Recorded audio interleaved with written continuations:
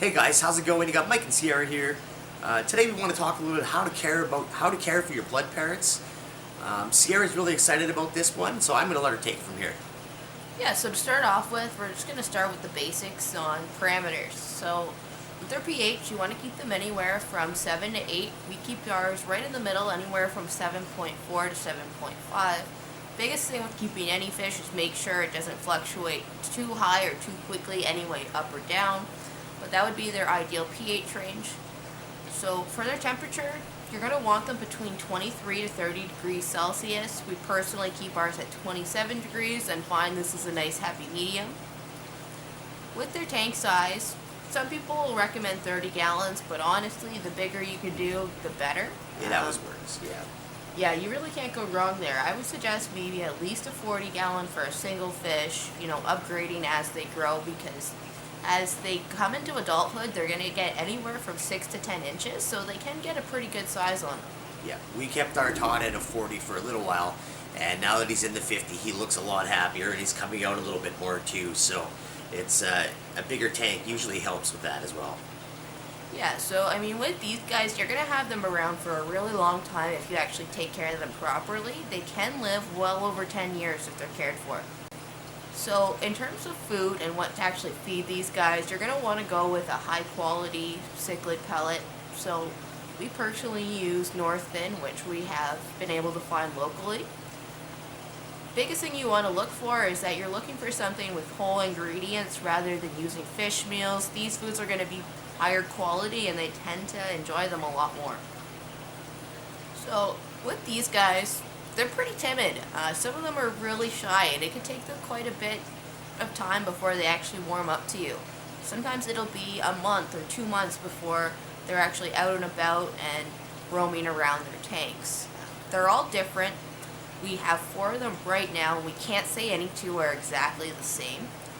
So we do have some more on the aggressive side, but we do have some that are pretty shy. So if you bring one home, don't be surprised if he's hanging out or hiding for the first little while. So now we're just going to talk about setting up the tank and how you want to keep it for them. So when you're setting up their tank, basically you want to provide them with as many hiding spots as possible. They really love it. So you can use decorations, clay pots, caves, things like that.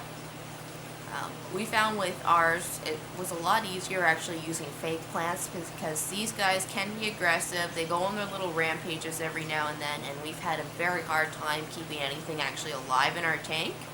If you do want to go the live plant route, I'd recommend rooting it firmly, maybe putting some rocks around it or throwing it in a clay pot, just so it's a little bit harder to get around the tank and rearrange. So for these guys, we use sand. We found it the easiest to clean. Mike has a really cool tool that he uses for that, his DIY air-powered gravel vac. So if you want to check that out, it's pretty neat. Yeah, it works really well, especially on the lower tanks that we have where the normal gravel vac doesn't really work great, so it works awesome for these guys. They don't mind it neither, so... Yeah, and with the sand, parrots absolutely love to dig, so they're always sifting through it. They have a lot easier time getting through sand than they would gravel, and it's a really neat thing to actually watch. Yeah, you got to remember, they take it one mouthful at a time, so when they're moving gravel, it's a little bit harder for them to get it out because they literally got to move one piece of gravel at a time, and it takes them forever, and they're very motivated fish when it comes to digging, so you note that as well. Yeah, so with these guys, when they're breeding, they're gonna pair up. Similar to many other cichlids, they do have that strong parental instinct, so they do lay eggs.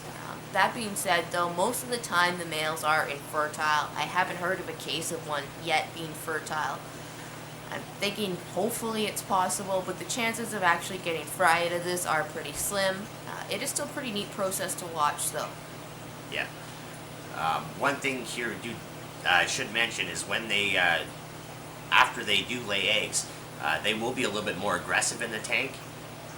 They will claim that spot theirs and they will not let any other fish go near it. So once again, having another tank, backup tank, comes really in handy in a situation like that if you do feel it's necessary to move your fish.